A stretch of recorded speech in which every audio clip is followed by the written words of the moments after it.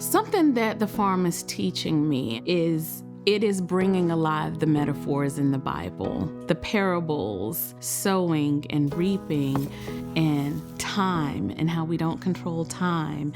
These things come to life out here at the farm. I chose to come to Princeton Theological Seminary in part because of the Farminary. There's so many wonderful schools out there, and I can read a lot of books and I can grow myself intellectually, but farming and connecting with the earth is something that's been a huge priority of my spiritual walk as well as my intellectual growth and my activism for years. There are things that happen out here that look like a traditional seminary class, but then we also go out to the garden and we put our hands in the soil. We tend the compost pile. We share food together. And then we think about how these things connect. Through that, there's a quality of education, a quality of formation that is deeply challenging and oftentimes wildly joyful. My dog, Lincoln, was a big part of the farm when I was a student here. He came to classes with me. He was here for all 3 years, and then he passed a week after commencement, and we buried him under the papaya trees. That was really special.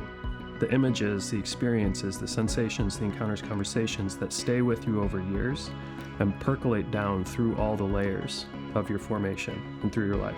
That's what I'm most grateful for. The land that the Farminary is on used to be a sod farm, and it was this incredibly extractive form of farming. Regenerative farming is the opposite of that. It's the idea that we build the soil, that every year the soil gets better and richer, and that's because of us. I think the Farminary, the reason it's so important to me is the idea that we can actually make places that we live better.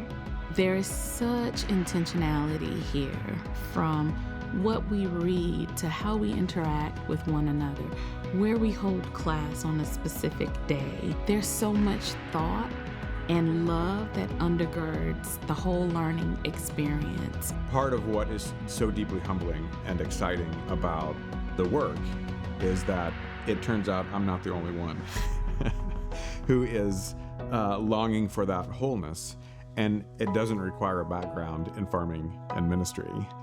I would want anyone thinking about applying to the Farminary to know that you are welcome here, and that your perspective is welcome here, and that you will actually make us better by bringing your perspective here.